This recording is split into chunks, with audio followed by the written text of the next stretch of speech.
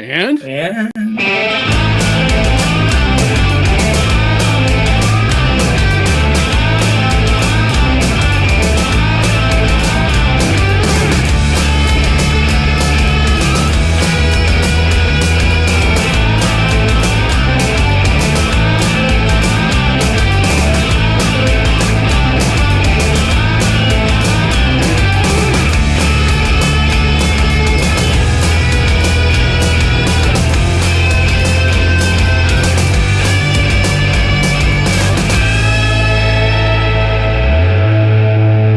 we will try to screw it up less next time, although we can't possibly screw it up as badly as the city is screwing this.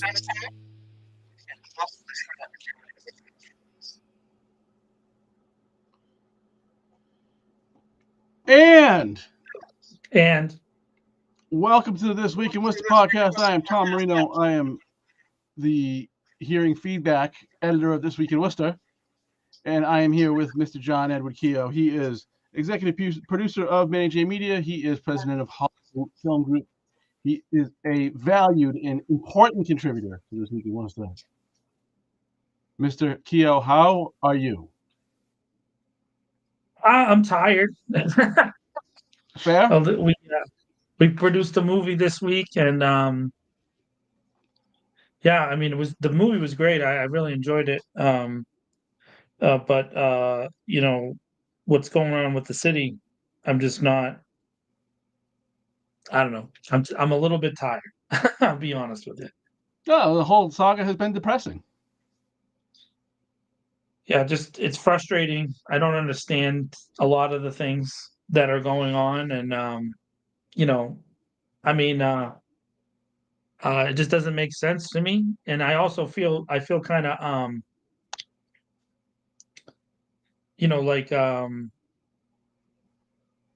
I just feel like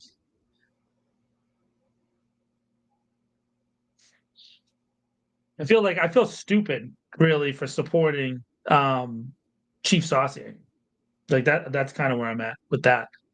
That I ever thought that this person would do the right thing makes me feel like an idiot. And also maybe it shouldn't, because I'm a hopeful person in general, right? So I want to be hopeful and look for the positive in things, but the response to this situation just reflects to me a tonality that we've always seen here in the city of Worcester, which is like F the people. We only focus on the people that we care about, and it doesn't matter. Like who, like what they say, we're going to get elected anyway, so it doesn't even matter. And that part's frustrating for sure.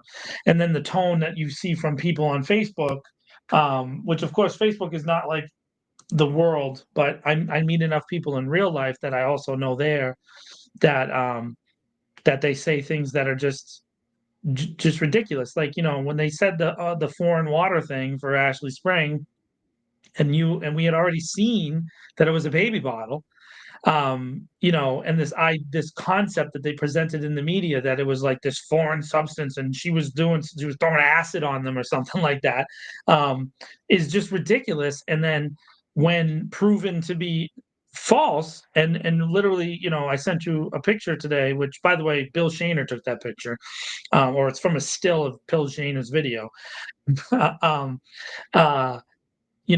There's a cop with a baby bottle and he's sniffing the baby bottle.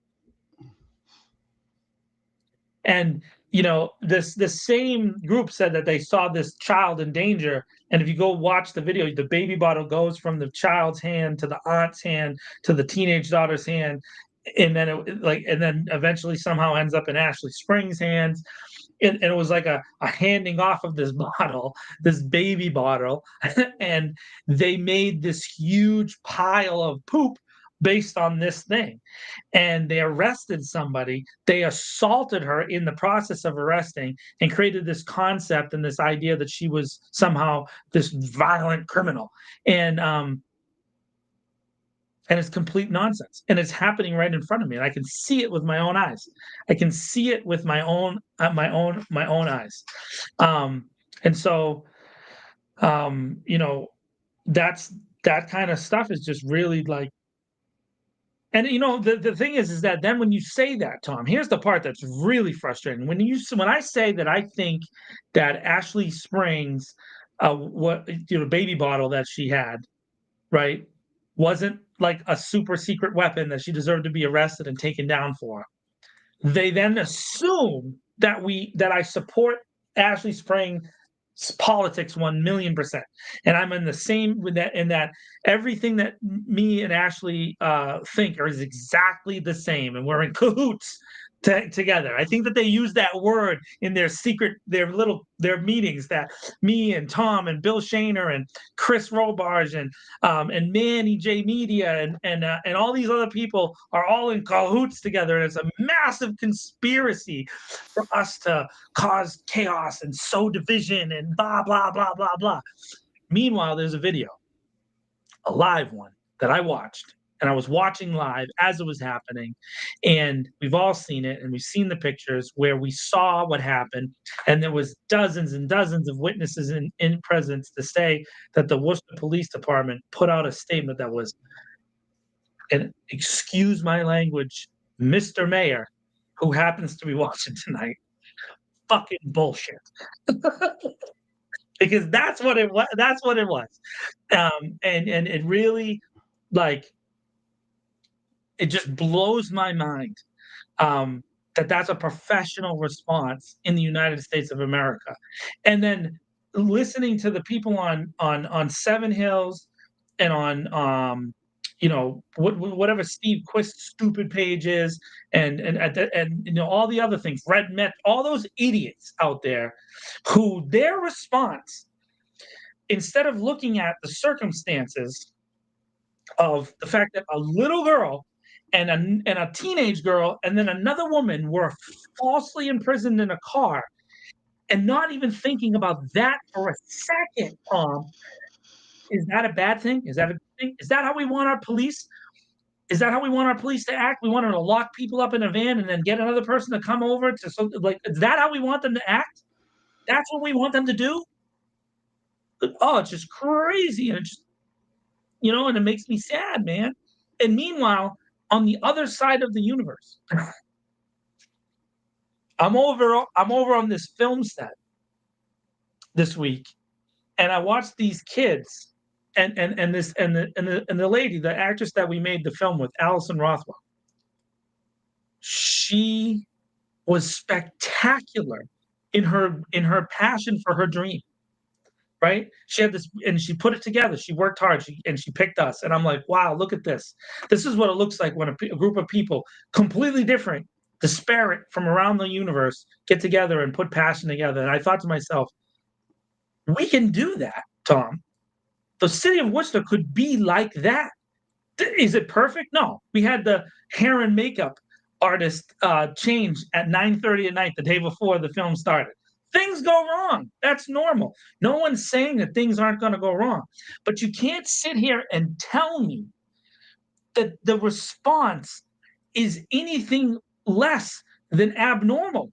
And there's nowhere in the world that makes sense, except if truth is false and up is down and right is left and blah, blah, blah. That's the only place that it works, is if you just said, we're going to live in delusion land and be delulu all day long and just pretend that we don't see what we see. How can I do that, Tom? How can I do that? Tom, when I went to prison, I deserved it. When I got folded by the police officers at the end of the day when I got arrested, I deserved it. Ashley Spring didn't deserve to be arrested, and certainly that little girl did not deserve to be treated like that by those police officers. There is zero evidence of de-escalation. There is zero evidence of any opportunity, 1 second, for one of those officers to say, hey, let's calm down. Was she freaking out? Yeah. Would you be freaking out? If it was my mom, I'd probably be dead or in prison forever. Facts. Shoot, if it was a couple of the moms I know in this community, I'd probably be dead or in prison, because I care about them, because we're supposed to care about the fact that our mother is put in a car and being taken away from us. And a 16-year-old girl is going to react like that. It's completely normal. And for them to then say she's a violent, dangerous criminal, what the hell is wrong with you? And then the stupidity of Thomas Duffy. You are an abject idiot for saying that whipping a girl with having a cord. Hold on. You know what I did tonight, Tom? I planned for this. Let me bring to you the dangerous weapon that we're going to beat a pregnant woman with. Right here, ladies and gentlemen, this is a super long one too. Look at this cord that I got. This massively dangerous USB-C cord that we're gonna whip people to death. This is the dangerous criminal? This? You're ridiculous. You're ridiculous. And for too long, I've tried. Tom's tried. Everybody's tried. The BIPOC community in here in the city of Worcester has tried to be reasonable with you, to be like, okay, let me try to see your perspective. Maybe we can compromise here. Fuck that, Tom. From now on, when I see you, you're an idiot. Not you, Tom, but the people. Well, you believe that, and when I see you, I'm calling you an idiot to your face. I'm calling you and today, I went to the wonderful MLS pin event that helps support the unhoused community in Worcester at Elm Park. It's a beautiful event. Not a single piece of legacy media is there. And to be honest with you, it shouldn't be shown on TV because it's just such a beautiful event. Happens every year. It's one of the great things that the real estate agents of our community do. They have the dog father. They got the Jeremiah's ice cream there. They do a celebration. It's about reintegration for people that have been unhoused, homeless, whatever word you decide to use for people that are on the fringes of our society. It's a beautiful, special, amazing event. Mayor Petty was there, sure. But you know who wasn't there, Tom? The Quality of Life team. They weren't there. They weren't anywhere to be found, right? Because they don't celebrate the successes of people who've turned their lives around. They like to destroy people and celebrate when they do the destruction. That's what our police department is about. That's what our city is about. And I'm just sick and tired of it. And if you sit in our chat and say something stupid, you're an idiot. Michelle Arnold, you're an idiot. You're just an idiot. I'll say it to your face in person. You're an idiot for saying this. They illegally kidnapped a baby. A baby. A baby. They stole a baby. They locked her in a car and they told her aunt and her niece, whatever, however the family relations are, that they couldn't leave the car. That is illegal kidnapping, and you support illegal kidnapping over a baby bottle's water being sprayed on somebody by the big tough policemen. Tom, we get to be big and tough and strong, and we get to wear all our gear and have our walkie-talkies and our guns and our big vests everywhere, right? We get to do that. But a baby bottle is an unknown, dangerous weapon that will destroy us. And a freaking cell phone wire is a dangerous weapon. Fuck that. And fuck that, Tom. That's my opening for this evening. Okay, then. So the I mean, it sounds like they're going to drop the charges against the teen, as they should. Should have never been arrested, but at least they're getting that right. You know, from what the videos that I've seen a couple different angles of it. Of course, it wasn't on the body camera. That was just video that was just released. If you weren't aware, on Friday, Friday News Dump style, the city released the body camera footage of three officers on the scene. They also released some new policy and some 911 calls, all of which have interesting aspects, and we'll talk about all of them. You know, the thing with Ashley Spring, from what I can tell, is it seems like she reacts to this teen being folded in half while screaming hysterically because her mom's being carted away, and you know, takes a couple steps toward the officers. I can't tell if she actually touches them or not. They say that she did, so okay. And unless I just haven't seen the right angle or something, I don't see her actually spray anybody with anything. It could have spilled accidentally because it was in her hand. I mean, if you're going by a strict interpretation of the law, there's really no difference. But it's just impossible for me not to juxtapose. That's assault and battery on a police officer, but there was no unreasonable force with Pastor Rizzuti. That's not even. They don't even. We're not even asking if there's assault. Just asking if it's unreasonable force. No. But what Ashley did is assault and battery is a felony. Felony. A felony. Yes, they charged her with a felony. And is this? I mean, again. By the way, the community organizations. Let me call all of you out on that. You're all going to accept the money from Joe Early if he goes forward with those charges, but never investigates. There was at least one ICE guy who was pushing and shoving in front of a police officer, and never once did the police officer say stop shoving to the ICE guy. By the way, they don't have jurisdiction to shove, Tom. You know that, right? That's every single time they put their hands on someone, it's against the rules. Now, I guess the people that were in front of the car, yes, they can move you out of the way of the car. Yes, they can do that. Once you put yourself there, you can be moved. But the people that were on the sides of the car that were holding their cameras and were chanting, those people, they had no right to touch, Tom.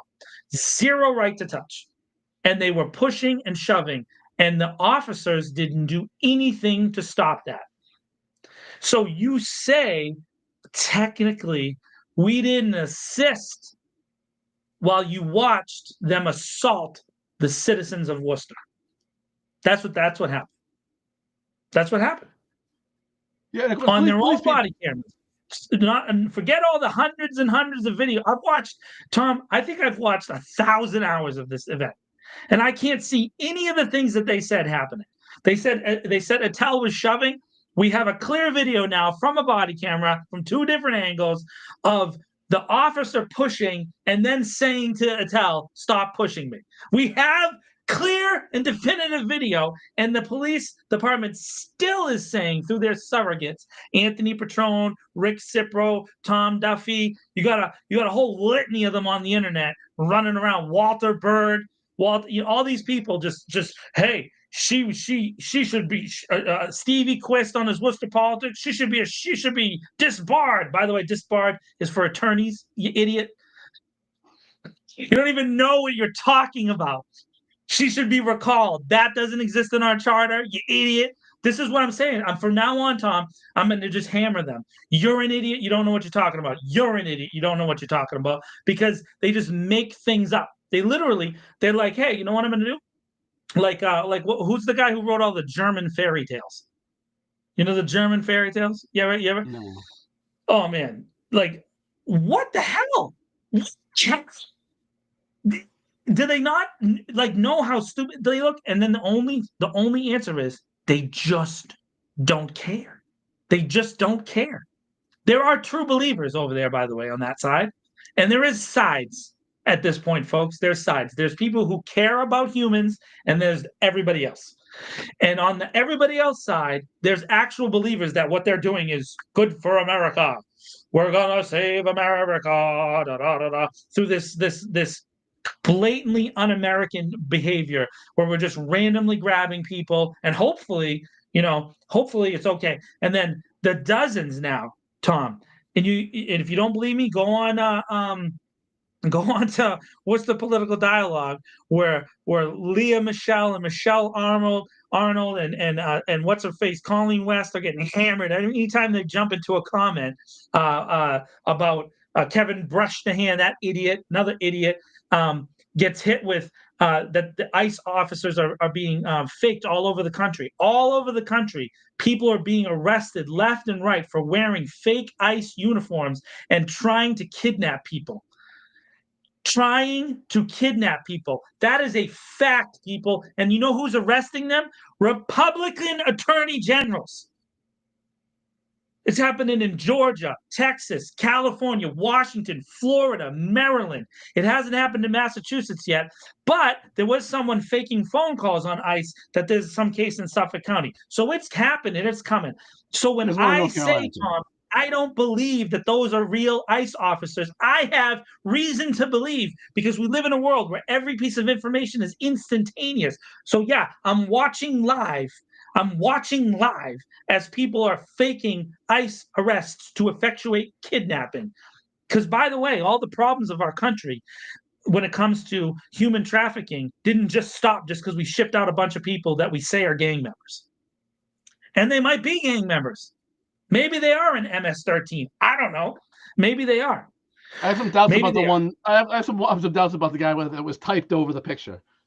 Yeah. The Photoshop guy, probably not. But everybody else, maybe they're all gang members. Maybe the gay barber from Austin, Texas, maybe he's an MS-13 undercover agent. Okay, I'll give you that. But what about the fact that we have had decades and decades and decades of human trafficking with women and children being stolen, specifically women and children of color being stolen and disappeared all over our country for years, and no one's ever done anything about it. They don't stop that. But you know what they're going to do, Tom? They're going to make sure that they get the lady. They got to lock this lady up. They got to get her out of our country. Who hit her niece with a cell phone cord. That's their justification for this entire incident is this. You look ridiculous. Candy Merrill Carlson, you look ridiculous. You look stupid for going on and saying the police were professional. This is what they were professional over. You're an idiot, Kate Toomey. This is what you're an idiot over. This stupid cord was their justification for absolute chaos in our city. Their fault. You are stupid for justifying it. Idiots. Sorry. So, no, you're fine. A couple things. So, yeah, I fail to see anything that even resembles an attempt at de-escalation. Much like we were told prior to this body camera video coming out.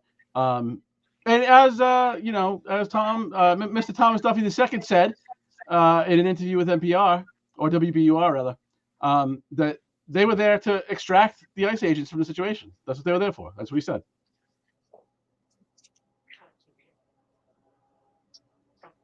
They were there to extract by the way, the surrounded 25 people surrounding one ICE agent. Yeah. That's what they were there for, Tom. Right. The ICE agent who called in, like, does anybody want to know which one that was? Do we know who that is yet? No. Did they release that information to us? No. Right? They were No. that person was at wherever their operations are here. All right. So the ICE people radioed it into the ICE headquarters, and ICE headquarters was like, they're surrounding our single ICE agent. It turns out there's like 8 of them. So actually, if the 911 call is there, and I don't think that's what he says, but that's what she hears. The dispatcher or whomever he's talking to hears, and then when she repeats it, she says 25-1, and he doesn't correct her. Right.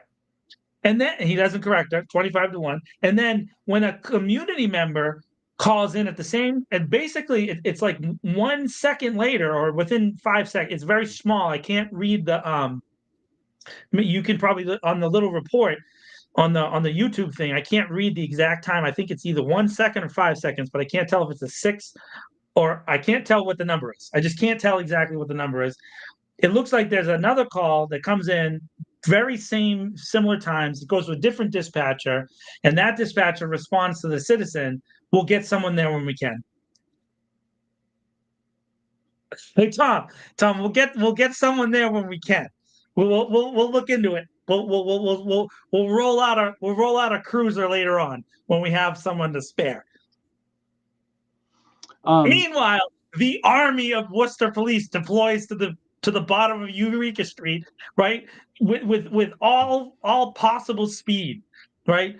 Dozens of officers just show up, just absolute chaos. And none of them, not one ever tried to de-escalate the situation. Not one. No. Not one. And it was pretty apparent that at least the first officers on the scene, I think those are the videos that we saw. I think those were the first 3 officers on the scene. No interest in listening to anything that was going on from the residents of the city. Went straight to their own kind, and that's the way I'd phrase it. They were only interested in what their own kind had to say. Their neighbors are not their own kind. The neighbors are the peasants, and they saw other lords, and they were only interested in what other lords said. That's what it is. Yeah, Tom, it is an actual race war. They've just defined race in a different way than we've ever thought about before. In their version of a race, there's a superior race, and it's officials and developers and moneyed interests and political parties and power and mayors, and those are one race, and then the rest of us were garbage. Yeah, and the then government class. Meanwhile, and they also want the rest of us to fight amongst ourselves, so they selectively enforce things, and they put, it's literally happening to us live, man, live. And you know what? I understand that in the community, you and I are viewed a little bit as like, allies. But man, I'm sorry, man. I'm sorry to all those, especially women of color, who just like have had to like deal with this nonsense for years. I don't know how to fix it, but all I can think about is I want to fight people. I want to fight people, and I don't know how to help. I don't know what to do, Tom. But it's ridiculous. This little girl was locked up in a car, and we're supposed to ignore that. I'm supposed to ignore that and pretend that it doesn't happen. And even now in our chat, we got people that are like, "Well, if you're illegal, you're illegal." What happened to Christian kindness and forgiveness and love? What is that nonsense? Our country never did that, but of course we're going to pretend on it, and we're going to say it in public like we actually are doing those things, but we're not. And I look a certain way, and when I walk into a building, does the chief of police come over and salute me? Yeah, of course he does, but only because I look like this. And because he's probably physically intimidated by me because I'm taller than him, and they're worried that I might kick their ass. But it has nothing to do with it. But if other community, and I don't want to say anybody's name because I feel like if I do, they like go after the people that I say, right? But there's beautiful, incredible women in our city, and we watch them put their lives on the line while men don't do shit. Men don't do shit in this city. We're all cowards, man. I swear to God. And I don't know what else to do. I don't know what else to do. Like, you know what I mean? I don't know what else to do. What am I? Do we strap up, Tom? Do we like start a militia? do we get on shortwave radio and start talking like Timothy McVeigh? Is that what we do? Like, do we do all that nonsense? I don't want anything like that guy. No, but I'm losing hope, man. I'm losing hope. I truly am. I'm losing hope, and then I start to I hear things. I get these tips all the time, and at this point, I'm like paranoid. I'm paranoid. Like, is this like a game? Is someone trying to trick me? Is someone trying to manipulate me? They're trying to get me to say something so then they can use it against Tom, or they're trying to get me to say something so they can use it against Manny, or they're trying to say something so they can use it against the people that I work with in the movie industry. That's what I start to think. And then when someone, and they got me like worried. You know what I mean? Like, oh no, if I do this, then this. If I do that, then that. Like it's gonna happen. Meanwhile, they push and shove on little girls. They push and shove on women. They beat with impunity any version of the law that we thought existed into submission. There is no law in this country. It's a lawless land. It makes no sense. If it doesn't apply to everyone, then it doesn't apply at all. Yeah, I mean, aiding and abetting after the fact has no statute of limitations, but I wrote an email to Lieutenant Sean Murtha, who in the past I have said is cooperative and has given and has let me in, but then I realized it's because I'm not, at that point I wasn't a threat. I'm not a threat. Right. So when the drone story came out, they wanted to make Steve Sargent look bad because he was on the way out. right? They were digging in for their little things. They wanted to start making Paul look like he was good. So then they brought me in there. They showed me the drones, yada yada yada, bing bang boom. But all that does is support, Tom. They're insistent on this police-based technology, and that's the solution for all things. Never accountability. Never enforcement of accountability rules until the mayor mentioned it one time in a year, right? They don't want to enforce anything. They don't want real accountability, but they want a bunch of drones and they want a shot spotter everywhere. Like that, that's going to solve all the problems. It doesn't solve the basic fundamental issues with our nation, which is that our nation was founded on a lie. It's a lie. They were never these pious. All right, They just weren't. bring it They back. weren't. Let's bring it back. They didn't believe women were people. They didn't believe anybody who didn't look like them were people. And this is a historical narrative that is directly connected. It's directly connected. And I get it. Everybody goes there, but I'm going there. And that's what it is. That's what it is, dude. It's fundamentally about a superiority complex of one group of people over the rest of everybody else. And it has never changed. Never changed. Tell me a time when America was great, Tom. When was America great? I'm not interested in debating America. I would say that so I mean there seems to me to be a whole lot of ways that this could have been handled differently. De-escalation would have been to slow everything down. Everybody take a breath, calm down. At least in a cursory way, even, make a call, make sure you can, verify that these people are actually ICE agents. Go through the process of just asking the questions, and even just put on a show like you're trying to find a way out of this for this woman. And then if you go do that and you go back to people and say, yeah, there's nothing we can do. They have jurisdiction. They are real ICE agents. They don't need a warrant. And we weren't here for them holding the kids in exchange. Like, that's just hearsay. Like we have no outs here. There's nothing we can do but let them go with this woman. At least they would have shown even a second of caring about what people were saying, which is these people won't identify themselves. They won't show a warrant. And I don't know. I've heard conflicting things. They said they had a warrant. They said they didn't say they had a warrant. I don't know what reality is there, but I mean, there just seems to have been plenty of ways that Worcester police responding to the scene could have at least given some credence to what the people that were there were saying. But those people were peasants, and they don't have any time for peasants. Yeah, it's just this is there are literally, Tom, 99 things they could have done better. And then this stupid stuff, illegal. So illegal is, let's talk about the case of the guy in Fall River, which we all saw on the internet, with the ICE agent smashing a window of a car to pull two people out, right? And arrest the husband. You know what happened? He didn't have a detainer. They released him on Friday, right?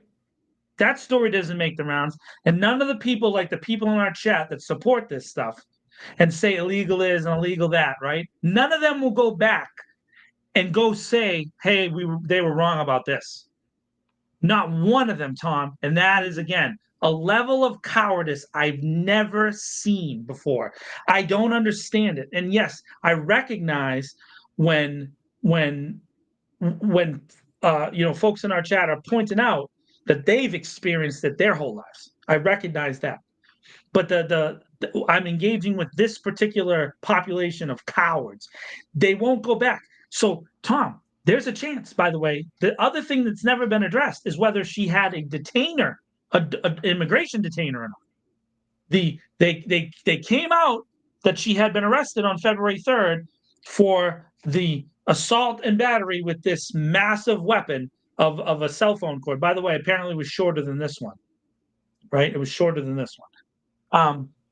But they still haven't addressed, and there's nowhere in the system that there's an ICE detainer for this woman. It doesn't exist. She's being held in a facility, yup, but there is no existing deportation order for Ferreira de Oliveira. It doesn't exist. It doesn't exist. So the foundation of their arrest, which is this thing, again, I'm going to keep showing it, you idiots, that thing might be wrong. And they've admitted now multiple times from the national level on down that they're making mistakes. They're making mistakes, Tom. They've admitted it. They've admitted it. Yeah, but so there was a claim. Say sorry. Yeah, there was a claim that she missed a court date. I think the lawyer disputed that, though. Her lawyer disputed that. And a good thing she's got a lawyer. And I've seen his statements multiple places. He's fighting for her left and right. And it looks like there's a chance she might get out. And if they release her, they released the guy in Fall River, what does that say about what happened in our city 2 weeks ago? It's an indictment, Tom. It's an indictment of the system. What's the city manager going to say if she gets let out? After he said that she assaulted a pregnant woman. And his initial response, it was that she assaulted a pregnant woman. That was the city manager's initial response. A Latino man whose parents I know who came from Puerto Rico. They came from Puerto Rico and worked their butts off to give him the opportunity that he has. And his first initial response was to assume the narrative of the police state that we exist in. That was his initial response. And there's nothing that can ever change that, Mr. Batista. Nothing. That's what you did. That's what you did. And I would describe it in more vulgar terms. But some of our friends and family watch the show, and I don't want to do it. I don't want to do it. I don't want to do it. But it really bothers me. Just to address a question. Yeah, people do come here and claim asylum so they get admittance. That's the law. 5 seconds ago, you were very concerned about the law. Yeah. The law doesn't matter. It only when it's hey, they're illegal, Tom. They're breaking the law. But as soon as we then prove, hey, it turns out they didn't break the law, they're like, well, mistakes are made. We got a lot of things going on, and the Biden administration screwed it up. So my bad, our bad, right? No accountability. And by the way, the same thing we just watched it happen with the Department of Justice report, right? With the same thing of moving seashells around the board, they can't even keep themselves straight. But Paul Saucier is like, "Hey, my bad. It was Steve Sargent. It was only from 2018 to 2022, so it wasn't that big of a deal. Hey, we're just going to move on, and we got new data policies, and we're getting a new software next year. So hey, we're good to go, right? We're good to go." But when a crisis happens, that's when leaders show up. And I don't care what anybody says, Tom. Atel Hajjaj is a fucking hero, dude. The fact that she put her body on the line should be a shaming moment for every single man in the city who claims to be a leader or a hero. Because that's what you do in a crisis. You protect a child. That's what she did. That woman, and that she tried to protect her constituent. That's what you have to do. And anybody who criticizes her, you start there. You start right there and criticize yourself, because when someone's life is on the line, leaders show up. And that's what a leader does. That's what a leader does. And all you other people, all you do is talk. Yada, yada, yada, yakety, yakety, yak. You don't do nothing. And so I'm done with all of you. I'm done. I'm done with all that nonsense. And when I see you, and I will say this to your face, just like I always have. But now it's going to be even more unhinged. It's going to be even more ridiculous. I'm going to wear a shirt. I'm going to start wearing shirts with their faces on it, kissing the butt of ICE. Put Eric's face right here and an ICE agent with ICE on his butt and giving the big old smackaroonie to it, because that's what he did. And so the federal guidance, or I don't know if it's law or policy or whatever on this, is that they have to be displaying credentials, right? But is that credentials just the ICE logo? Because it's apparently I think I saw one guy with a badge of some sort. There was one guy with a badge. One guy. And he's the guy who has the mask on most of the time, right? And he has a gun and a badge, and the badge is down by his handle. The CBP guy, the ATF guy, and the other ICE agents, there is no visible badge. And not one time when they were asked the question by a citizen did they produce an ID. And we see in the ICE policy, which I wrote in the article last week, in the deeper look article that I'm doing now, that their own policy is that if they're asked a question about their ID, they're supposed to identify it, except in emergency situations, emergencies only. And there is no world where a woman who used this particular cord and came to the scene, the circumstances of the case make us go by Paul Sausier's reasonable officer response, right? He tried to sell us this line a few weeks ago. Reasonable officer response, which is from a specific case out of New York State. We're not going to go down that line right now, but the reasonable officer response would be that this woman, after finding out that her daughter was potentially subject to arrest, she came to the scene. That is not a flight risk, Tom. That is not a flight risk. So it is no longer an emergency. And so anybody who asks them for an ID is a reasonable citizen asking a reasonable thing. And any other version of the story is complete and utter nonsense, because now you are now violating your own policies and our general understanding of how American law works. There's no reason for this. None. Yep, and none of that. I mean, again, those are all things that could have been at least the Worcester Police could have asked questions about. Hey, like none of these guys have any credentials at all. Nobody's wearing a badge except for one guy. Like, what's going on here, right? Just, I mean, even if it wasn't going to go anywhere, I mean, how many people in the city have dealt with ridiculous questions from police officers trying to dig up something, and you couldn't. Yeah. Even to talk to these guys, like you were a little skeptical. People keep saying that somebody said to me that all these cases of people acting as ICE, they're imposters acting as like ICE, have all been lone wolves, single actors. Okay, but I mean, isn't it like low-hanging fruit right now to just buy some gear off of Amazon, all of which you can find, and if you're if your business is human trafficking, wouldn't you just suit up and go out and grab some people? Because you can, because all you have to do is wear the logo.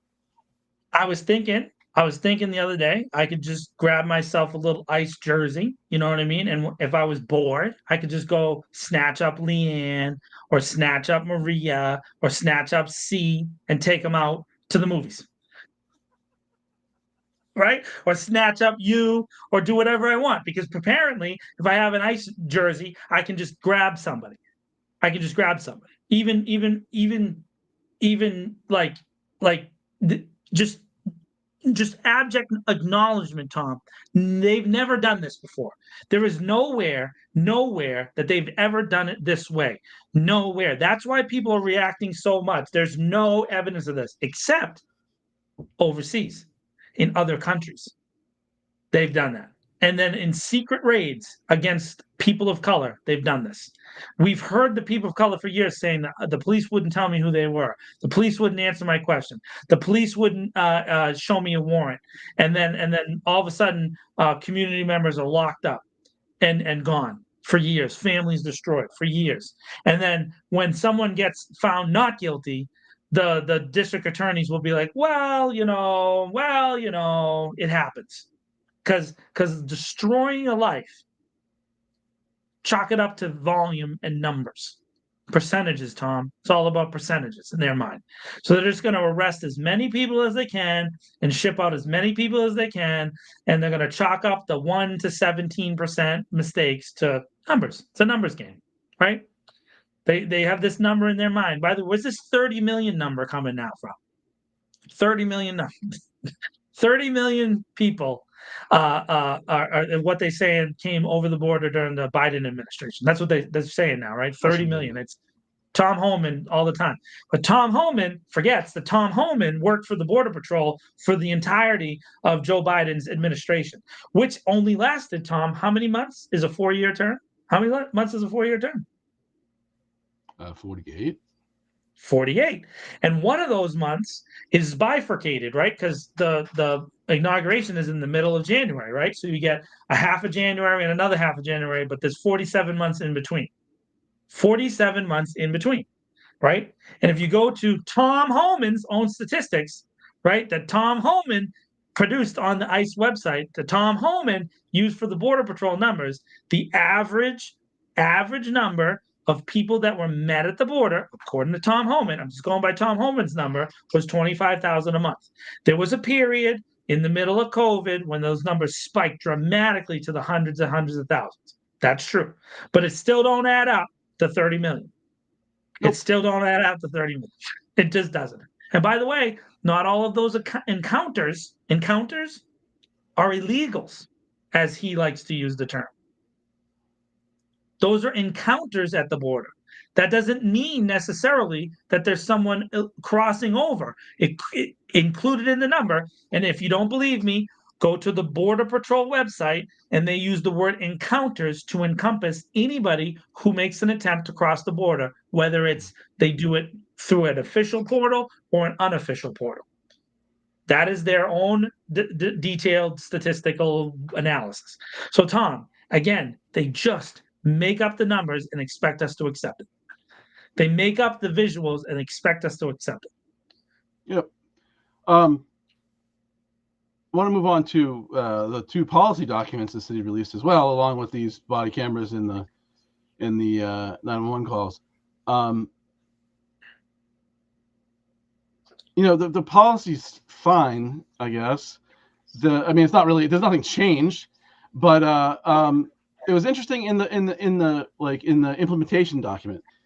So there's an executive order, then there's like an implementation instructions, and in the second document there's it says that if an ICE agent comes to a public building, they can be in, just like anybody, they can be in any public area. Fine. Now, if they want to access a non-public area, they have to have a judicial warrant signed by a judge. Oh, this bitch is here. That can't be him. It's got to be a fake account. He's been invited on this podcast and cowers, so yeah, he won't ever come in real life. No. And so the policy says that if an ICE agent comes into a public building, they have to be allowed in any public area, and instructs people in municipal buildings, make sure you get signs up of what's private and public. Get up signs about marking private areas. Now, if an ICE agent wants to enter a private area, well, they're supposed to be prevented from doing so unless they have a warrant, a judicial warrant. And in part of that, and they have to, they're told to photocopy it or send it to the law department to be reviewed before. Just ignore it. Be reviewed by the law department before they're given admittance, right? But they're also supposed to ask in that process for name and badge number, or their identity. They're supposed to be asked to be identified. But if it's in the middle of an apprehension, right? Can't do it. It's much like this. It's much like So he rewrote the policy to cover the incident, Tom. But there's no mention of during apprehensions. They're not supposed to. There's no mention of should verify that these people are real. Right. But you have to. But if they're trying to enter a private part of the building without a warrant, you're supposed to get their contact information. Interesting. And this is all around. It really is framed all around ICE trying to arrest a city employee. So once again, the city has robust protections for employees, right? Including like its social media policy or its doxing policy. Actually, is that you can't do it to an employee. If you do it to anybody else, it's perfectly fine, no big deal. Even if you're a city employee, so city employees can't dox other city employees. That's a very big deal. But if they dox as a member of the public, that's perfectly fine. Much like this, if an ICE agent's trying to come into a building in a private area of the building, you gotta get their identification information.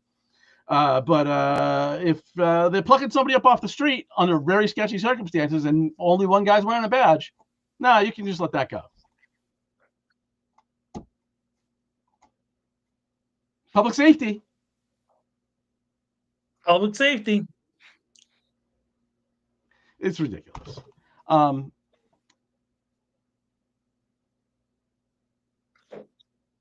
So that was what stood out to me, at least, at the policy. Otherwise, it was nothing I didn't think very surprising. No, they can't interfere, but they also can't, detain people without cause, and that happens, right? By asking questions and trying to talk people into saying things that they, that they didn't want to say, right? Or saying something that reveals something, right? Like they could have gone through all those hoops and slowed the whole process down, and maybe could have gotten at least a more amicable ending to this thing. I don't think anybody was going to be thrilled if they ended up driving away with this woman. Nobody was going to like that. But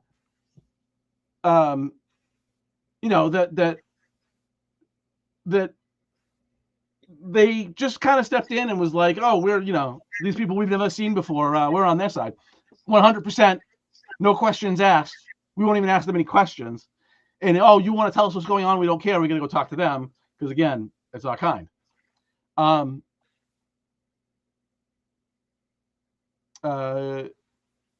It just doesn't make any sense. No, it doesn't make any sense. I was looking at this question, which is a good one. Yeah. So they say there was not. They say the first they learned of it was when they were called.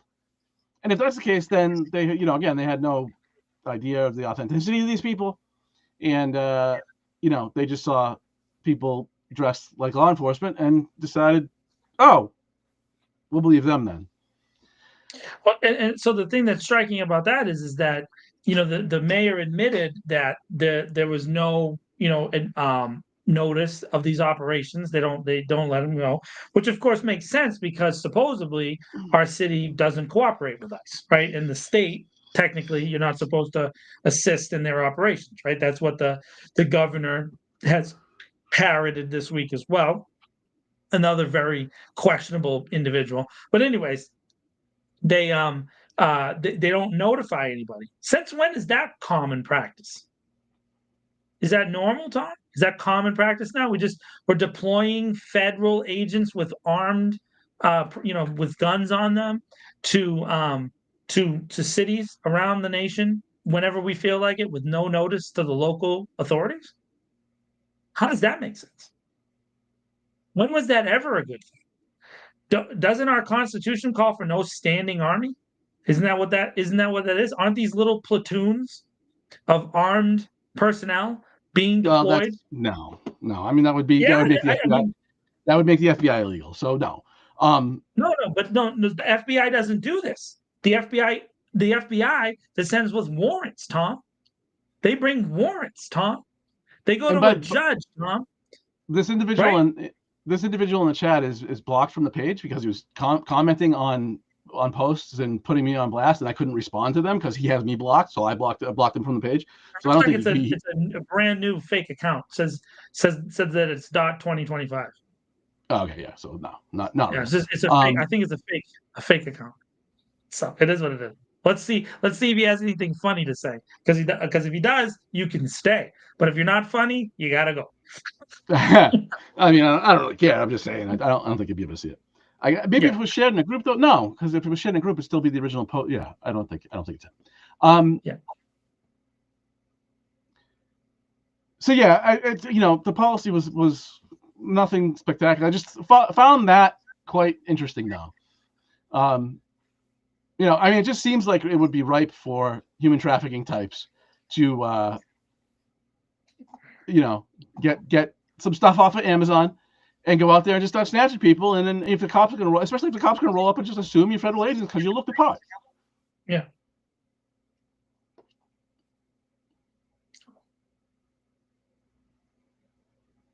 Text me if it's really you. Yeah, it's not really. But you won't do it anyway. You text me and you can come on. Yeah, if it was him, bring it on, dude. Well, let's have that conversation. But it'll never happen.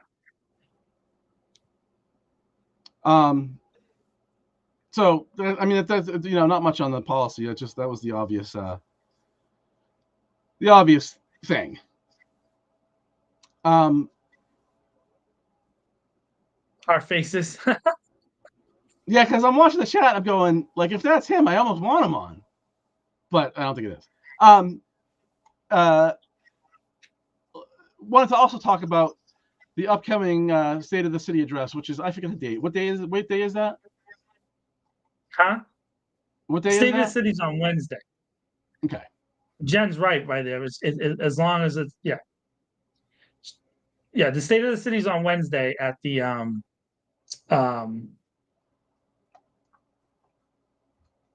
Brickbox Theater, JMac at the JMac. Right. I mean, last year was nothing but platitudes, no real policy substance. I don't expect much different. I will be surprised if he even addresses this issue. He might do so generally, but I don't think he will. Yeah, so I noticed this year, interestingly enough, so Manny, as always, applies to be able to cover it from Manny J Media. And since this incident at Eureka Street, Tom Matthews, who's the media guy for the city manager and a general dick, has decided not to respond, right? But what he doesn't know is I have nice relationships with some of the legacy media groups here in the city, and they've received responses to their requests for access. So I just, again, there's this little dribs and drabs of cutting things off and not letting people have it if you don't agree and if you don't kiss the butt of the general consensus of what they want. If you can ask a little bit of questions when they're really exposed, right? When they're really exposed, they'll come on and they'll do little things, you know what I mean? They'll come on Manny's show and they'll talk to him a little bit, right? They never really hit any substance, right? They never really deal with anything. Like when they answered the questions about the DOJ report, their responses were like, yeah, I mean, when I read it, it was really hard to read, and man, it's really difficult. But the majority of the police are good, right? Like the vast majority, right? But they never really answered any questions, any specifics, right? And so now, whenever they can, they take little chops at us, Tom, just to kind of like, yeah, oh yeah, we got you, yeah, and they like hold grudges. The media placement at the city council still remains to be the most ridiculous, embarrassing situation. We had multiple outlets from other places come in the last few months and see how small the media access place is and laugh at us. Channel 5, Channel 7, Channel 25. Like, look at it, look what they're doing to you. They put you in a little pit, they're making fun of us, right? And then and now Tom Matthews not responding to Manny's request for access. So, I think Manny and I are just gonna go anyways. I might print out. I have Leanne's laminator. Might print out a couple press badges, slap a Manny J Media logo and a This Week in Worcester logo right on there, and then go up because they don't want to see me there. They don't want to see me there, Tom. They don't want to see me because any even like the 1% that was left of me being reasonable is gone. It's gone. There is no reasonability. And I know I've been a thorn in their side for years anyways, but now it's going to be even worse. And so I just wanted to say out loud that I see what they're doing. I see what they're doing. I identify what they're doing, and I'm going to try to be as loud as I can in every single place. And I know, I've gotten encouraging things from people saying that I've done good, but I feel like it's not enough, dude. You know what I mean? The bad Tom Marino. I just look. The only response for us is to double down.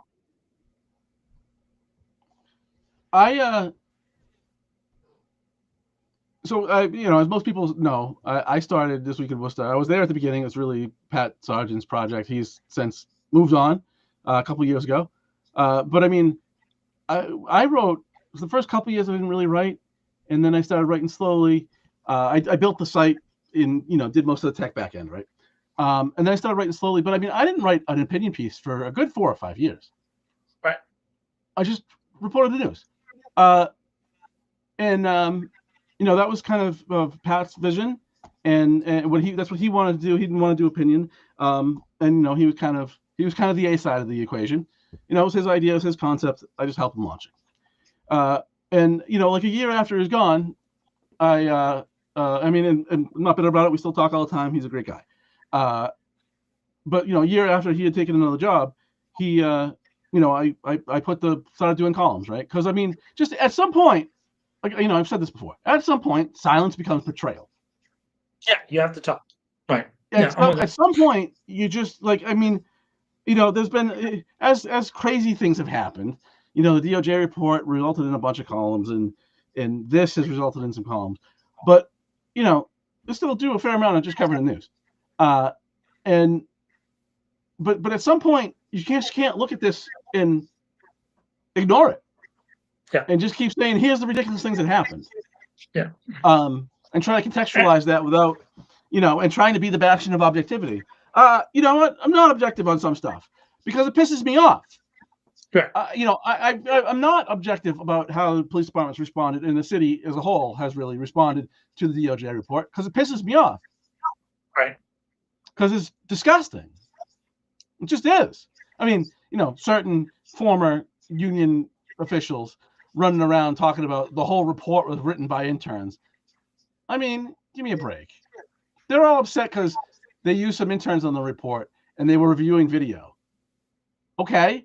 Do you think that was to find the points of the video that were relevant so that then the lawyers could look at? No, that's too much. That would make sense. It was to throw out a couple squares, Tom. couple little squares. Yeah. And the chief has at least in one case he mentions an intern that contacted somebody that worked at the report as an intern that contacted them. The email literally said she helped edit the report, which would be the proper role for an intern. And then it's just like, no.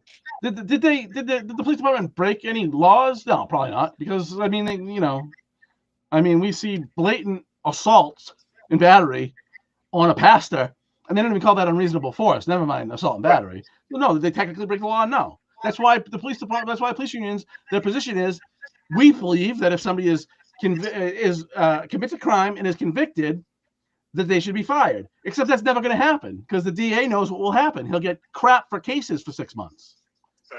He'll get crap evidence on cases. They'll hang him out to dry. Well, let me say this too about the intern stuff. I got to tell you, Tom, the DOJ lawyers that did write the report, it wasn't written by interns. The chief can say what he wants. Josh, the former U.S. attorney, as far as I'm concerned, he's a coward too, Tom. Because why isn't he coming out and defending anything? And it's not like he doesn't know because I sent it to him. Yeah, he's not in the job anymore, so he probably can't. Doesn't matter. His name's being run through the mud. It's all over the place. By the way, he works for the same firm as the guy who was the attorney that the city hired to do the defense too. By the way, isn't that special? Isn't that special? So shocker, Josh, that you are not doing the right thing either. Why isn't he out there? And to be honest with you, some of my sources were some of the lawyers for the DOJ team, and they have never been willing to put their names to any of the information they've given us, and that's because they're cowards too. And I've known them for years. They have jobs, John. No, I don't care if they have jobs. Tom. The people are being beaten and raped and hurt by the police department, and they're too fucking cowardly to get on there and put their names to it. They leaked information to us, documents, pictures, photos, videos, but they're too scared to get out there and say the truth. They're too scared. So they're complicit. They're complicit until they put their names on it. I put my name on it. They won't put theirs on it. They're complicit cowards too. I don't care if they're what are they, Bail Organa in Star Wars? He's still a senator sitting back there, but he's given some information to the rebellion, so we're supposed to think of him as a hero too? Screw that. You're not a hero. The girl's a hero because she decided to leave and she stood up to power. They don't stand up to power because they're all scared because they're going to lose their jobs. I don't care about their stupid jobs. I don't care about their jobs. Their jobs. It's aggravating. What am I supposed to care about their career while people rot in jail for doing stuff that they didn't do? I'm supposed to care about them, Tom? I just don't expect anybody to climb up on the steps of City Hall and commit harikari. It's ridiculous to think that they'll do that. No, it's not ridiculous, though. It's not. At some point, someone's got to be a hero. Someone's got to be a leader. And so no one's ever going to do it except for Atel Hajjaj, except for the black women of the city who've been run over by the police for years. They're the only ones who ever stand up on commit harikari. Just them. We can't have one white dude just stand up there and take it like a man. Not one. Not one. Never. Never, dude. Dude, freaking John McCain votes one way different than the Republicans for years, and he's lionized as a hero, a maverick, because he voted once against the budget bill. That's what they want to be heroes. It's like, well, you know, he stood up against them that one time. But then when George W. Bush ran for president, he went right down and he bowed the knee and he did it. So then at the end of his life, he votes once against Donald Trump, and we're supposed to think of him as a hero again. He never stopped it from happening. Never, not once. You have to stand in the gap, dude, to be a hero. And I'm just tired of it. I'm just tired of it. I'm tired of it. There's not one police officer who's willing to come out and say something is true. Not one. 500 plus officers. 500 plus officers. 480 something. Yeah, I mean, that also makes perfect sense to me. America is broken, dude. It don't even exist. What do you think happens if you're on a certain squad, say, and you know you're going to serve a warrant and you're the guy in front, and you just turned rat. You know, the same language that gangsters use, which is what police use. What do you think happens? You're the only one that goes through the door. I get it. You're scared, but that being scared still makes you a coward. I get it. And I'm not saying you're scared.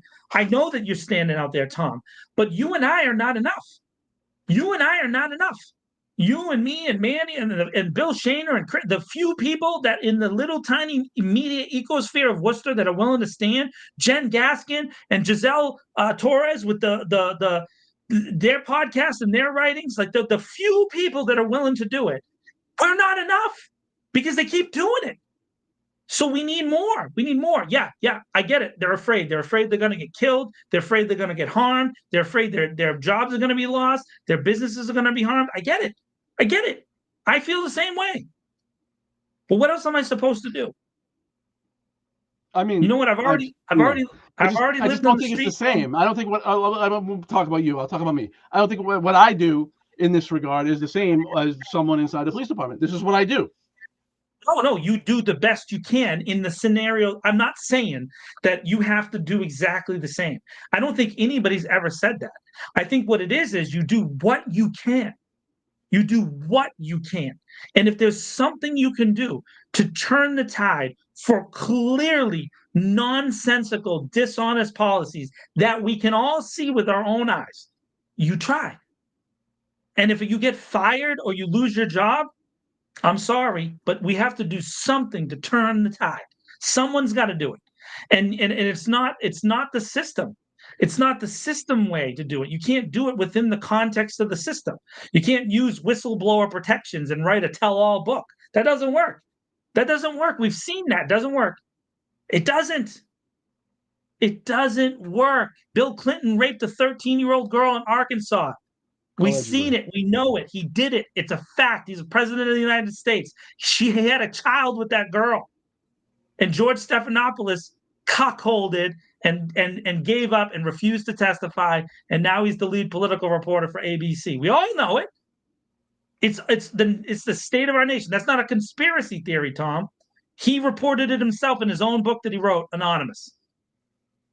Primary Colors was written by George Stephanopoulos. He wrote it in his own book. You can't go back. That's the state of our nation. That's literally the country we live in. And that's just one story, dude. That's just one story. And yeah, there's stuff bad about both sides, whether they're the good guys, I guess the Democrats claim to be, or the bad guys that the Republicans are. But both sides suck. I mean, yeah, Because obviously. it only hurts regular people. It only hurts regular people.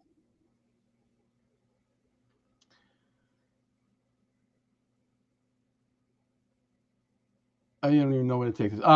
I mean, John McCain took some tough votes. So he's also a crazy warmonger. But I mean, that he didn't vote to kill Obamacare, which is a hunk of crap, but is better than life without it. That's good. I mean, it is what it is. Look, people aren't gonna, again, if it's also different for me because no kids and whatnot, right? So like, if bad stuff happens to me, whatever, I'll get through it. Yeah, me too. So I don't know. It's I certainly don't expect people to, I don't expect people to put themselves in danger, physical danger. And I just like people do it. Yes, it's heroic. I don't think that it should be expected. Life pressure is a lot different for other people. So, I'm with it. Everybody should go out and jump on a sword. Instead, everybody should just go out and jump on a sword because it's the right thing to do. Is I think just no, I'm not saying that at all. But you do what you can. And so, like when on the day of the situation with the ICE thing, all I could do was I went to the courthouse. And then I was there with a bunch of people who we walked over to the police department. Did it matter, Tom? Did they still transport that little girl in handcuffs and in the back of a wagon? Yeah, they did. Did they still cuff Ashley Spring and say that she assaulted them with a baby bottle? Yeah, they did. But all I could do was walk with them. You were there. You came too. We did what we could. I'm not saying that we can do more than that. I'm not saying that I can die in the street, but maybe I'll be the dude in front of the tank. I don't know. At some point, someone's got to do something. And maybe that something sparks something. I don't know. Maybe even just talking about it now. Someone's watching here online. We get all these police officers who love to send stupid text messages to us and talk shit. Maybe one of them will realize what I'm saying. I'm not saying every police officer must go. I didn't say that. But I'm saying someone's got to make a change. Freaking Michael Jackson tried to tell us. Seriously, you got to make a change for once in your life, right? Oh, listen, I'm not on the Michael Jackson is a bad guy bandwagon. I'm not there at all. And so, again, anybody who questions things, all of a sudden, all kinds of things come out about them. And when they die, they really run them down. You know what I mean? It is what it is. So I am on the Cat Williams train on Michael Jackson. Yeah, I hear you. Cat Williams got a lot of things he has to answer for too. He's not an angel either. He was at those parties. Nobody, so nobody ever said. Nobody said nothing about you for 30 years that wasn't true. Nobody said anything that wasn't. Nobody said anything for 30 years about you that wasn't true. Somebody said you were smoking crack for 30 years. You are a crackhead. Cat Williams. I know. Well, Cat Williams is giving you reports from the Diddy parties because he was there. So I should take him seriously. He was there. Okay. He was there. Okay. He was on the invite list for 20 years. So I'm not hearing nothing that dude has to say. Nothing. It is what it is. Okay. He didn't. And by the way, when Berry Gordy died, let me just point this out real quick, the little Michael Jackson attack. When Berry Gordy died, there's a video. Tom, you can go watch this yourselves. When Cat Williams was confronted by Michael Jackson, and Cat Williams backed down like a little bitch. So go watch that video and then tell me the thing. Because he was making that joke for years and years and years. He used to do the same thing on the Apollo show with Steve Harvey. You forget who I am. Remember, my hip hop bona fides are real, right? So the Cat Williams thing, if you know that he got bitched out by Michael Jackson. Fact, in person, live at Berry Gordy's funeral. So there, have that for a story. Yeah, I don't do Hollywood stories. Um, Fred, you keep asking about Friday. You're the only person that I've heard anything about this from, so I don't Yeah, have anything to I say don't about it. care what he's saying. At this point, right now, the things that he said in the chat, just whatever. He believes this. Sometimes I think he's just talking nonsense just to aggravate me. Really, just to aggravate me. And then he brings me presents inside the thing. But I'm frustrated and done. If you don't stand up and say what the police did by putting that little girl in a car and refusing to let her out until her mother got there is kidnapping. Until you say that, nothing you says means nothing. Nothing. You're out the window. You get absolutely no interest in any of your stories. I could give two craps because that's what happened. And until you acknowledge that, nothing. And until you acknowledge that the Worcester Police Department, admitted by the chief, was systematically allowing women who are on the fringes of society to give them hand jobs in their cruisers, so much so that the chief of police had to change the policy to make sure that his officers weren't accused of anything that they self-reported in their own reports. Until you acknowledge that, nothing that comes out of your mouth is valid to me anymore. You lose all validity. Sorry, I'm yelling, and I shouldn't be yelling, but I'm mad. I understand. That's usually my role. We're just switching this week. Do you have anything else? I just have a general plea to the people who watch our show. And you know what? Every week it gets bigger and bigger and bigger, and I'm happy about that. I guess we're doing something good. I look over and it's thousands of views and thousands of people on all different kinds of platforms. And so thank you very much for your support. We appreciate you. Even the ones that say bad things about us, I appreciate you too. Even the fake Steve Quist profile that showed up today. I don't know what your problem is, but whatever you want to do, go for it. Right? There has to be a time when we get together and we do the right thing. And at some point, we have to listen to the people who have been saying the same thing long before we ever paid attention, right? So, I mean, I've been watching these groups, Worcester Indivisible, Indivisible Worcester, da da da da da, all these other groups, 5051, and all this other thing. And you get in your little protests and you go on there, and it's great. Good for you. You file your permit with the police and you pay your little fee and you get yourself a little mic and you get up on there on the stand. I appreciate it. And now some of them are starting to go. Some of them are starting to like be bigger and bigger and bigger. That's great. And I see you're trying to do things. But then at the same time, when a black woman comes along and tells you how she has had her experiences, shut up and listen to what she's got to say. Shut up.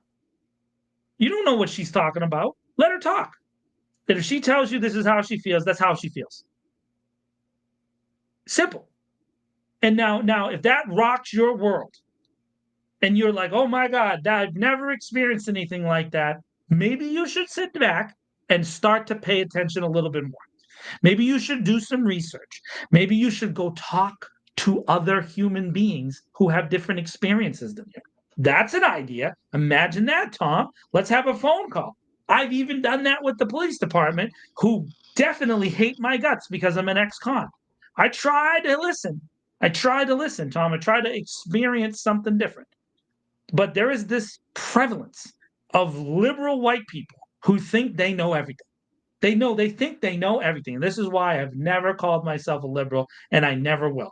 I've never had the moniker of a Democrat, and I never will, or a Republican or a conservative. All those words mean nothing, because if you don't care about people in a crisis situation, nothing that you say is valid anymore. The crisis is when we need you to be who you are. That's when we need it. Listen, Tom Brady, I'm going to do a football analogy. Yep. And I'm using the great Tom Brady. Tom Brady was not the greatest statistical quarterback of all time. He eventually accumulated all the counting stats, right? But there was many years when he was not the best quarterback. And there was a ton of games in his career when he did not play well, but he played well when it mattered. It is what it is. And part of the reason he had to play when it mattered is because Bill Belichick apparently was chasing around college girls his whole life. Apparently now, right? So Belichick wasn't as great as we thought he was, right? It turns out it was Brady, but Brady played well when it mattered. So now it matters. In our real life lives in America, It matters. So play well now. Step up. Do something. I'm not telling you to hurt anybody, but do something. I don't know. Go make a human chain in front of City Hall. Lock yourselves together. Do something. Make the news. Let's do it. Let's go talk at City Hall. Let's go to the finance committee and hold signs. I don't know. Let's wear T-shirts. Let's put names. Don't send stupid emails saying stupid crap that you're gonna do, because none of you are gonna do it anyways. None of you are gonna do it anyways. They just yap. Same thing on both sides. So that's my thing. Just step up, man. Step up. I'm not asking you, and I know, Tom, I get what you're saying. You're saying, it's a lot to ask someone to like put their job or their life or their livelihood on the line. I get it. I agree with that. I agree with that. But you can do something. You can do something. Maybe you're a donut shop owner, right? Don't give the nicest donut to the cop. Give the one that's a little older. You know what I mean? I'm not saying spit in it, but if you sneeze near it, and that's the one you give to the cop, that's fine. Do something. Do something to undermine this. He doesn't like that. You see his reaction, folks? Do something. Do something that at least pushes it in a different direction. I don't know, man. Do something, man. Do something. And if it's you don't want to buy a Tesla, okay, don't buy a Tesla. Now I'm not saying to burn them, because that's stupid too, but just don't buy one. You know what I mean? Stop using what's the Twitter X, that thing. Stop using that. Don't listen to Fox News. Change over to something else. And I'm not saying CNN, because they suck too. But go listen to NPR. Go give $5 to a Celtic Sojourn on Saturday mornings on GBH. What's that other show? What's the culture show? The guy middays to do some stuff. Go give $5 and get yourself a GBH towel from Jim and Margie. If the sole source of news that you ingest comes from your television, you do not get any news. Read the news. Hey, here's a way you can help. You see what Tom and I are trying to do. Share it. Share it. I don't know if that's really gonna. Click on the 3 buttons and share it. Share the post, please. Please. Give me stories. Hey, you want to write an article? Is Jen still there? Jen's here. Jen, you know what? You can write articles for This Week in Worcester. 100%. Tom will publish you. 1,000 billion%. Let's platform people. Maria, you want to write an article? Let's write an article. Help us spread this thing as far and wide as we can. And at least people talk about normal people. Let's do something, man. I mean, and I know these women of color, man. They've been dealing with this shit their whole lives, man. Can't get a break. Can't get a break, man. And all I can do is try. And the best I can do is try. I know. Oh, Jen's here. Jen's great. Jen's been fighting her whole damn life. She can't. You know what I mean? And she's done every attempt, everything that they've asked her to do. She jumped through every freaking hoop. Every hoop. She dotted every I, crossed every T, and they still gave her shit for no reason. No reason. And when they write articles about the Caribbean Carnival, they always got to do they got to make it seem like it's not as good as this or that, right? And they can't ever give her a break. And the whole group of them, it's not just Jen, it's the whole board members. They have fought for a decade, Tom, to have a party. It's a party. It's a party. It's a big, really cool party with a lot of attractive people dancing some cool dances that I have no idea how to do, because I ain't got that kind of rhythm. I can dance, but I can't dance like that. I'm not even going to pretend, right? But at least they're celebrating. They're celebrating a culture. Let's celebrate with them. So show up at the carnival. Buy some food. Get a T-shirt. Do something. Do something with your lives. You know what I mean? Step outside your comfort zone a little bit and let's try together, because I tell you what, they're not listening, Tom. They don't listen to us. They don't want to listen. They watch our show and they put comments in the things and they send stupid text messages and Facebook Messenger and they lie and they cheat and they steal. They're not listening. So forget them. Forget them. Let's use Zuckerberg's platform that he decided to give us and broadcast this thing wherever we can, because at least here someone's listening a little bit, right? At least one thing. Maybe we've converted Freddie Nathan. I don't know, or fake Steve Quist. It's me on 100 fake accounts, Steve Quist. Yeah, I texted to get no response, by the way. So No, confirmed fake. no text. He ain't ever. It's not him. No. But whoever it is, you're doing. No, I don't have 2 left feet, Fred. What I'm saying is, I can dance, but I can't dance like the carnival folks, because they got something I don't got. I'm just listen. I can salsa and bachata with the best of them, but what they do is another level. And you know what time it is on the Caribbean Carnival? It's time for John to stand on the sidewalk, Tom, and watch. So next week we'll return to our normal lineup of on Daniel Gaskin Way, by the way. Represent that man, Dan Gaskin Way. All right, sorry. Here. Next week we'll return to our normal lineup of me doing the yelling and John not.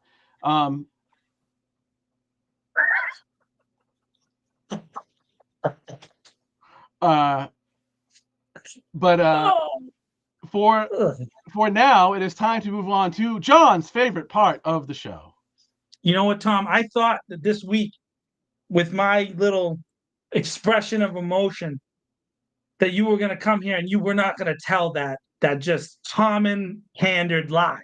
This is the best time to tell it. This is the best. This is my favorite time. This is by far the #1 section of This Week in Worcester. Fans around the world of This Week in Worcester love this section, which is when I ask Tom some completely random, weird question about some subject, and it's related to Tom's favorite things. So, and Fred just got the joke just right now, ladies and gentlemen. Okay, so this one was pretty hard. I was thinking about this all week, but while we were on the film set this week, right, we're doing some film stuff, and I said at one point to Leanne, I said, "See you later, alligator." She said back to me and made me laugh out loud. She said, "In a while, John a dial." So it made me laugh out loud, right? Because I was like, "Yeah, that's great. That's absolutely great." So it made me think about lizards, right? So Tom, what's your favorite lizard? Have you ever thought about this? What's your favorite lizard, man? Give me a lizard that works for you. Not an amphibian now, so no frogs. Just your favorite lizard. Iguana, I guess. An iguana, little whiptail.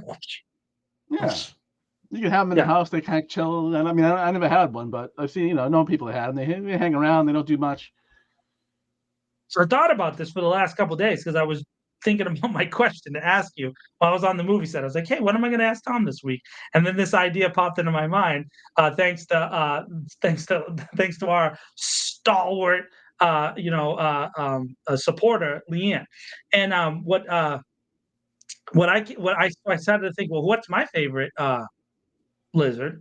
And it comes, and I'm not 100% sure if they're lizards, but I think it's a chameleon. I like those little things. They change colors. They shift around a bit. I kind of like the way they look. Their eyes kind of bug out a little bit like this. So kind of like this action here. You know what I mean? Like this thing going. I like those. And then I also looked up Gila monsters. And I like those too. Gila monsters, I'm a big fan. That's a monitor lizard. And then they got these big giant other ones too, like the Komodo dragon and all that. They get bigger and bigger and bigger and bigger. So yeah, I'm a big fan of lizards. And I think Komodo, see, there's Lynn. Lynn checks in the chat. Hi Lynn, how you doing? I like those Komodos. Komodos are cool. So anyways, that was it. That's my favorite. My question of the week is your favorite lizard. Hey, anybody in the chat got good lizards that they like to add to this spectacular section of This Week in Worcester, which Tom loves. And he pretends that he doesn't love it, but he loves it. Loves it. Fred, what's your favorite lizard? Do you have a favorite lizard? So that's it. That's my question of the week, Tom. Fair enough. And then I guess we should root. Do we want to talk about the Celtics? The poor Celtics? Jason What Tatum, is it to say? Achilles tendon. Yeah, I mean, he won't play next year. That's pretty guaranteed. Although he Yeah. did a surgery extraordinarily quick, Ooh, compared a blue to tongue stink. a blue tongue stink. Hmm. That's from Six. Hey, Six. Hey, go see Six's movie. Go see Recovery City, a female-led, woman-driven movie made right here in Worcester. Incredible story. Go check out that movie, Recovery City. It's an amazing, amazing, amazing film. One of the best films I've seen in the last 10 years. Tremendous, tremendous film. Go check it out. Support Six and Lisa with Recovery City. Yes, do that. So I mean, KP probably has to get traded, which stinks because I love that man. Although he just can't stay on the court, so that's tough. This idea they're going to trade Jaylen Brown's absurd. No, and but I mean, Tatum I doesn't love play next Jaylen year. Brown. Yeah, Jaylen Brown. I love that dude. he's the best player on half the teams in the league. Dude, he played with a torn meniscus this whole time. Yeah, And he's like a hockey player. He's like Patrice Bergeron. When he had playing 42 in on Game 5. half a leg I mean, for the season. I love Jaylen Brown. His intensity is. I mean, Jason Tatum, great. Just amazing player. The two of them obviously combined, and what Charles Barkley said the other night, I thought was true. The only people who can beat the Celtics are the Celtics, and injury. And that's it. It's true. Yeah. So that's it. So they too bad because I was hoping to see them win a bunch in a row. But that nature of sports, man. But hopefully Tatum gets hit quick. But yeah, you're gonna probably lose Porzingis because of the money. Yeah, because I mean they got so much money in those. Also, he's got Lyme disease, I think. Who? Porzingis. Oh, really? I didn't hear that. I mean, all the symptoms remind me of Lyme disease. It's got it's different than. See, I knew this is me and Dan. Me and Dan were like this, Jen. We're like this. Our brains connect. Gotta love Jaylen Brown. The dude is the best. But yeah, I mean, KP is just so long and can shoot from the moon. Yeah. But I mean, can't stay on the court and then makes too much money. Okay. I mean, P speaks for itself. Yeah. I just here we go. So as far as I know, he's got more unreasonable force allegations. And see, this is the thing. This is now what the police department has done to its own officers. Is the only way we can judge people is by how many allegations they have, because the internal investigations aren't credible at all. So when you see somebody with 26 or 27, I forget what it was now, I think it was 26 investigations, 15 allegations unreasonable force. I mean, and this is the guy who's calling for an ethics investigation. Telegram reported whenever it was, 2016, he was sitting in a bar on Water Street, and somebody fired a gun nearby. There was gunshots nearby, and he's off duty, not the investigating officer. Investigating officer questions somebody, and then goes to question other people that were detained for questioning. And when he comes back, his suspect is gone. And that investigating officer later testified in court that Duffy took that guy and put him in a cab and got him out of allowed him to leave. And what am I looking for? Not only allowed, but enabled him to leave the scene, which is a crime. That's aiding and abetting after the fact, has no statute of limitations. And that person that was eventually, after they were apprehended over a year later, were convicted of shooting of the person who fired those gunshots. And it happened to be the brother of somebody in Duffy's unit. And it does not look, so when you get these officer information cards that list all the allegations and the findings, unless there's been a lawsuit or it's been otherwise public, the names are redacted. But based on the timeline, it doesn't look like this was even investigated internally. And so, that's the guys running around saying that, a city council needs to have an ethics investigation. I think the investigators of his 15 use of force allegations, I think they need ethics investigation. 15, and they're on 15, over 15 in these investigations. And like I said earlier, if if Chris Ayala at the beer garden wasn't assaulted, if Pastor Rizzuti wasn't assaulted, then Ashley Spring didn't assault nobody. Give me a break. But there's one rule, and I understand in the course of their job, they need to be allowed to apprehend people, restrain people, and whatever. But in those two cases, there was no need for that violence, and the violence was initiated by the Worcester police officer. And in Ayala's case, they then charged him with crimes he never committed, which is, as far as I'm concerned, straight to the gulag. Like, I can understand that officer. There was a difficult situation that night. There was fights everywhere. They were probably just involved in fights within the last few minutes. And he saw a kid. He saw him behind the line where they thought they had set up a perimeter, and he just grabbed him. I can see that happening. Like, if you are contrite about it and be like, "Oh, I bleeped up," that's one thing. But that's not what happened. Is he then charged that kid with crimes he never committed? And if it weren't for the surveillance video that I think we've all seen, we've played it here, that kid probably, almost certainly, it would have been a he said, she said thing. And juries tend to, if it's officer versus a person accused of crimes, juries love to side with the officer. And he very well could have done time. And he's also a dreamer. And if he had done time, would have absolutely been deported afterward to a place that he spent very little, if any, time that he remembers it. So, right.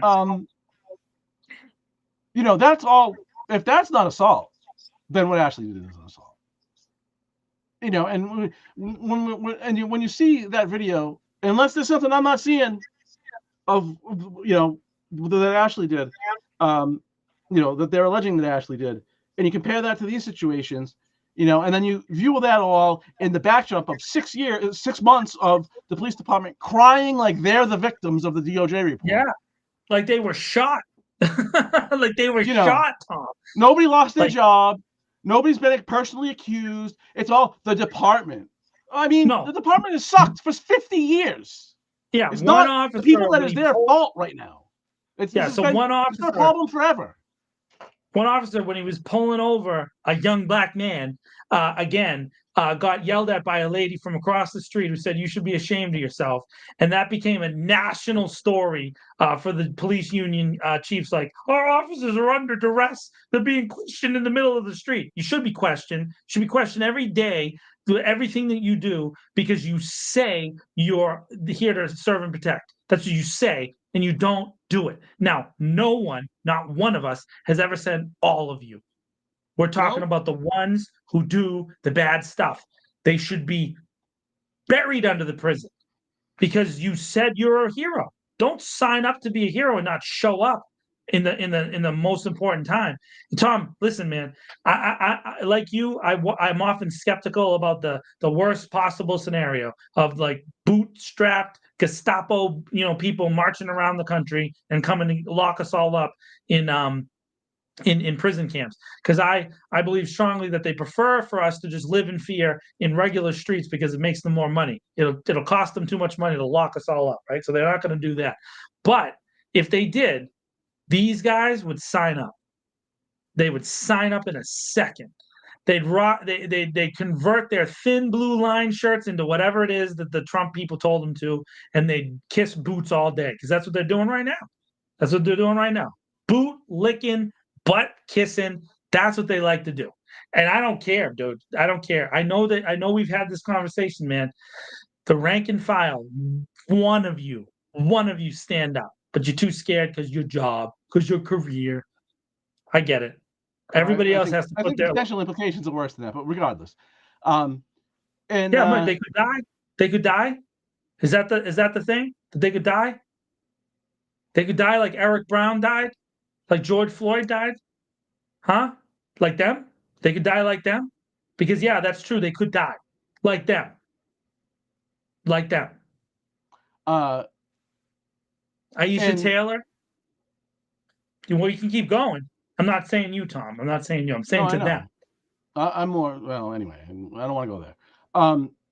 And I just, as a kind of parting gift here, folks, with all due respect to the folks in this community, groups, individuals, whatever, that have been fighting for a civilian review board for a very long time, folks, it's not going to happen. And we're getting played. There's not the votes to make it happen. It's got to go through council, and there's not the votes.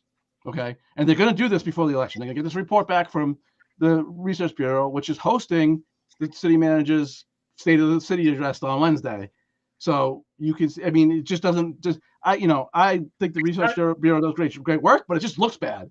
But I can tell you what's going to happen. They're going to get this report back. They're going to vote. It's going to be a no. And then they're hoping this will all go away and everything can stay the same. And we need to not let that happen. Tom, you know when they're going to do it? It's going to be like in the summertime sometime, right? Yep. It's going to come out. It'll be a little, and they're going to be like, oh, yeah, we voted on it, and sorry, we tried, And there's no other thing we could possibly do. And you want to know how we know? Because if you go back to 2015 and just read the articles in the Telegram and Gazette, Mo Bergman and Joe Petty did the exact same thing in 2015. They did the exact same thing, the literal exact same process. They said the same things. The quotes are the same. They didn't change. They don't believe in police oversight. And then they installed, literally within a year of that, they installed Kate Toomey to make sure there was no oversight in the Public Safety Committee. And she sat there for almost a decade now doing this. This is the 10th year. At the end of this term, it'll be 10 years. 2015. It's hilarious, Tom. They did it on purpose.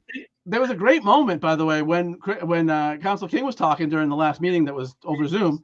Yes. That Council Toomey turned to her husband and said, "Are you listening? Are you hearing this?" And he wasn't even saying anything crazy. But anything that has to do with the police department that isn't overwhelming praise, right. Council Toomey is just going to think is just. By the way, is that so? Now, well, I guess it's not a violation for him to be sitting there, so it doesn't matter. Yeah, but yeah, I mean, I just, I would really. We didn't even talk about them locking down the castle because they were afraid to be stormed by the legions of people. Yeah, I mean, there were a bunch of threats. I don't know what to think about it. Honestly, there were. I mean, yes, that's what it looks like. There were a bunch of threats. So here's the thing: why is City Hall open on Monday all day until 5, and then on Tuesday all day? On Tuesday all day till 5, and on Wednesday all day till 5. But it was only after hours that we couldn't do. It doesn't make any sense. But I mean, there were real threats. It's I don't know. So wait a second. Has anybody seen the emails that came in? There were calls as well to people at their desks at work. I mean, it wasn't good. Okay. The lack of specificity. I also said I haven't got to anything of what the specifics were, but I've heard from people that weren't for closing City Hall for the meeting, that also said, oh no, there was specificity to them. So, sorry, but my question is, you're telling me that a bunch of people called into City Hall and they don't know, they can't trace those numbers, Tom? I mean, those phone calls. There was all kinds of stuff, and there was people on both sides of the issues. Like it seems like it was. Is there an investigation? Is there an investigation? So I don't know. Sorry, I don't believe it. I don't. I mean, I don't. The sources until they. No. I just don't show proof. I'm Thomas the Apostle when it comes to them going forward. Show it to me. Show me the emails, redact the names, show me the emails. Show me the phone calls, get people up there, say what they said they saw. Not random threats coming in, because this threats coming in thing, they've been doing this for a few years now too. Whenever they want to not have to deal with a situation. Kate Toomey accused me and Bill Shaner of giving out her phone number just a few months ago. And I've never had her phone number. She's a freaking liar. So why should I believe her? Why should I believe her now, Tom, when she lied about me? She lied about me. She told other city councilors that I gave her phone number out that I've never had. During the ceasefire protest. That's a fact. Yeah. But I didn't get it from her. No, I'm not saying you did. But she's one of the people that Mayor Petty is saying was most likely. There's always Kate. So she's a liar. How can I take the rest of them serious? Mo Bergman's lied to my face. Joe Petty's lied to my face. Donna Colorio's lied to my face. Louis Ojeda's lied to my face. They all lied. So why should I believe anything they say? Prove it. Give me the evidence. I want to see emails and phone calls. Show it to me. Until you show it to me, I don't believe a fucking thing you say. Eric Batista is the biggest liar of them all. I don't believe him. I don't believe nothing without evidence now, Tom. Just like they question us despite sources, detailed evidence. We bring evidence, documents, pictures, phone calls, evidence, and they'll say the media's created a narrative. That's what they'll say. So here's what I'm saying. City Hall is creating a narrative. This is a narrative they've been pushing for years to try to get metal detectors and lock down City Hall. Eric Batista has wanted that since before he was city manager. He's mentioned it a bunch of times about the danger of City Hall, and so has Mo Bergman and Joe Petty. So I challenge them to prove that they're not doing their long-term plan to lock down City Hall and make it less accessible for the citizens of Worcester who are sick of their bullshit. I don't believe a word they said. I think you're being fed. How about that? I'm not. And they voted to do this a year ago. This vote already happened. Okay. They move with all possible speed when they want something. This is just the latest example. Oh, well, that's the truth. That's the truth. So I don't believe them, Tom. I don't believe anybody who talked to you. Anybody in that building is tainted. They're all tainted. I don't believe a word they say until they tell me and show me the proof. Show me the proof. Show me the emails. I get questioned when I bring something forward, so let's question them when they bring something forward. I don't believe those sources. How about that? That's where I'm at. Yeah, I don't. You feel what I'm saying? I just don't care. I'd much rather see the last 20 years of BOPS reports released, so we can actually do some analysis on the totality of the work they've done, which is we know how that'll turn out, and they know how it'll turn out, and that's why they won't release it. There's things I care more about to spend my time on than emails about threats. Like, I just don't care. I just don't believe anything they say. Not a word that comes out of their mouths do I believe. Show me. I'm doubting Thomas. I'm from Missouri now. I'm from the show me state. Show me. I don't believe nothing. Not a single word. They're all liars. All of them. And with that, we did the question about 30 minutes ago. So let's bring this to an end. Thank you, everyone, for participating and joining and listening and watching. I am gonna start getting the podcast up on Spotify and move on to other, and also other platforms if you're interested in digesting the stuff that way. It won't get uploaded till maybe Tuesday, because it takes forever for some reason for the live video to process, and I got to download the video and pull the audio. So I'm going to try and get them up by Tuesdays from here on out, but that's going to happen. Share it. Please share it. Like, follow, share. Go on This Week in Worcester. Share all of Tom's articles. Share them. And otherwise, thank you again for your participation, for your comments, etc. We will try to screw it up. Go ahead. Follow him on YouTube. Make sure you follow Tom on YouTube, Blue Sky. Go on Blue Sky, follow him there. This Week in Worcester, all the platforms, and go subscribe to Jen's newsletter, which is oh man, I'm not going to say the name right. Oh man, damn it! This is my fault for not remembering names. Jen, go to Jen Gaskin's Facebook page and go look for her newsletter that she writes on Substack and subscribe to that thing. Go do that right now. Go do that. All of you in the chat, get over there and pay $2 or whatever it is a month to go read Jen's stuff, because it's worth it. Go do it now. Now.